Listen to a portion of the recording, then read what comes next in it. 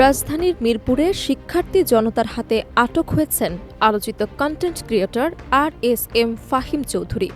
পরে তাকে পুলিশের হেফাজতে নেওয়া হয়। আটক হবার পর নিজের ভেরিফাইড ফেসবুক পেজে একটি আবেগঘন পোস্ট দেন তিনি। পোস্টে তিনি নিজেকে নির্দোষ দাবি করে পুরো ঘটনাকে উদ্দেশ্য প্রণোদিত বলে মব বলে উল্লেখ করেছেন। শনিবার বিকেলে মিরপুর চিড়িয়াখানা এলাকার সামনে থেকে তাকে আটকের খবর ছড়িয়ে পড়ার কিছুক্ষণ পর তার ফেসবুক পেজে একটি বার্তা দেখা যায়। সেখানে ফাহিম লিখেছেন, উদ্দেশ্য প্রণোদিতভাবে আমাকে ফাঁসানোর চেষ্টা হচ্ছে।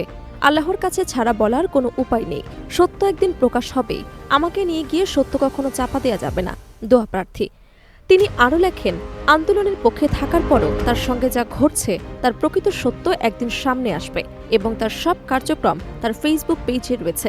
সেখান থেকে সবাই বিচার করতে পারবেন। এর আগে বিকেলে মিরপুর চিড়িয়াখানা এলাকায় শিক্ষার্থীরা তাকে ঘিরে ধরে আটক করেন। শিক্ষার্থীদের অভিযোগ, বিগত সময়ে বিভিন্ন কর্মকাণ্ডে ফাহিমের ভূমিকা প্রশ্নবিদ্ধ ছিল। পরিস্থিতি উত্তেজনাপূর্ণ হয়ে উঠলে পুলিশ ঘটনাস্থলে গিয়ে তাকে নিজেদের হেফাজতে নিয়ে যায়। এ বিষয়ে শাহ আলী থানার ভারপ্রাপ্ত কর্মকর্তা মোহাম্মদ জাহাঙ্গীর জানান, চিড়িয়াখানার সামনে উত্তেজিত জনতা তাকে ঘিরে ধরলে নিরাপত্তার স্বার্থে তাকে থানায় নিয়ে আসা হয়। তার বিরুদ্ধে কোনো মামলা রয়েছে কিনা তা খতিয়ে দেখা হচ্ছে এবং ঊর্ধ্বতন কর্তৃপক্ষের সিদ্ধান্ত অনুযায়ী পরবর্তী ব্যবস্থা নেওয়া হবে।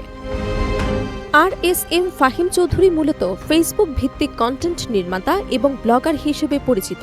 তবে রাজধানীর মোহাম্মদপুর এলাকায় কিশোর গ্যাং নেতৃত্ব এবং বৈষম্য বিরোধী আন্দোলনের সময় সহিংসতার অভিযোগে একাধিক মামলার আসামি হিসেবেও তার নাম বিভিন্ন সময়ে আলোচনায় আসে। দীর্ঘদিন দেশের বাইরে থাকার পর সম্প্রতি তার দেশে ফেরার খবর সামাজিক যোগাযোগ মাধ্যমে ছড়িয়ে পড়লে বিষয়টি নিয়ে নতুন করে আলোচনা শুরু হয়।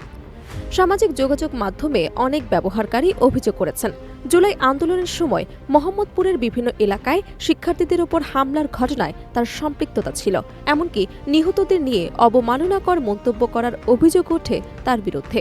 যদিও এসব অভিযোগের বিষয়ে ফাহিমের পক্ষ থেকে আনুষ্ঠানিক কোনো বিস্তারিত বক্তব্য পাওয়া যায়নি, তবে তার ফেসবুক পোস্টে তিনি নিজেকে নির্দোষ দাবি করেছেন। এদিকে প্রবাসী এক সাংবাদিক গত বছর সামাজিক যোগাযোগ মাধ্যমে দাবি করেন, জুলাই আন্দোলনের সময় একটি হত্যা মামলার আসামি হিসেবে ফাহিম দেশ ছেড়ে চলে যান এবং শিক্ষার্থীদের ওপর হামলার ঘটনাতেও তার সম্পৃক্ততার অভিযোগ রয়েছে।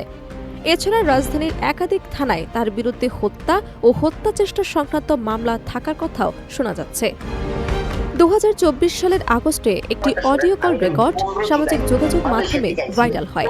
সেখানে তাকে ফোন আলাপে একজন সাবেক কাউন্সিলরের সঙ্গে শিক্ষার্থীদের ওপর হামলার বিষয়ে কথা বলতে শোনা যায় বলে দাবি করা হয়। সেই অডিওতেও তাকে হাসাহাসি করতেও শোনা গেছে বলে অভিযোগ ওঠে। তবে এই অডিওর সত্যতা আনুষ্ঠানিকভাবে যাচাই করা হয়েছে কিনা সে বিষয়ে নিশ্চিত কোনো তথ্য পাওয়া যায়নি।